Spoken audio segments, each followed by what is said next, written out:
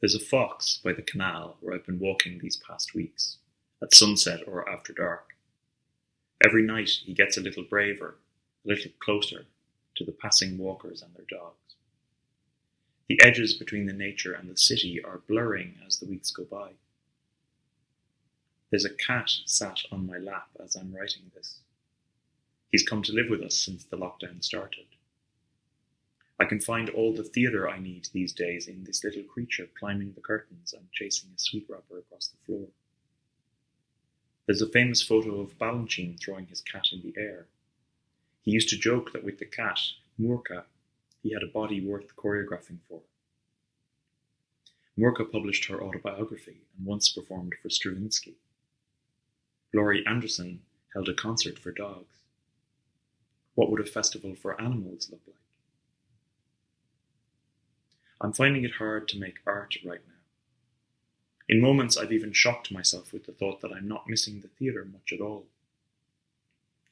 When the theatres were closed for a whole year in the plague year of 1606, Shakespeare got on with writing King Lear, Macbeth, and Antony and Cleopatra.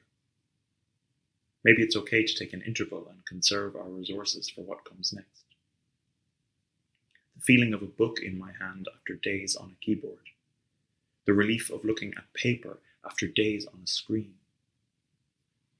Olivia Laing and Mark Fisher and Garth Greenwell and Sarah Baum and Rob Doyle have been getting me through these strange days.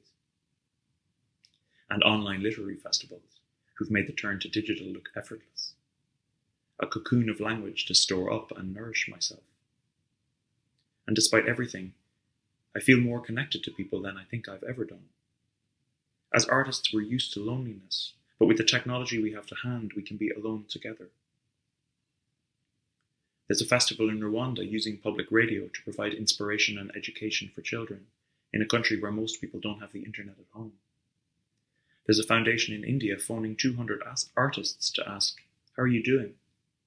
In Korea, the theatres are open again, taking precautions in the audience and in rehearsal, but letting the action unfold on the stage as before. The value of networking, of sharing, of solidarity down wires and across borders, which is suddenly more possible, more accessible, because we can travel without leaving home. How can we hang on to our values that drive us to do what we do, while letting go of some of the ways we've been doing things? When these strange days pass, can we go forward and not back? Can we leave behind the waste, the unsustainability, the burnout?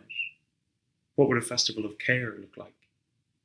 How can we take care of our colleagues, our audiences, our art during these strange days? Maybe we can use the time to fight. For the support we need, for the values we uphold, for the things we embody in our art while our art is on hold. What would a festival of listening look like? What would a festival of vulnerability look like? What would a festival of nothing look like? How can we move without moving? The interval will be over soon.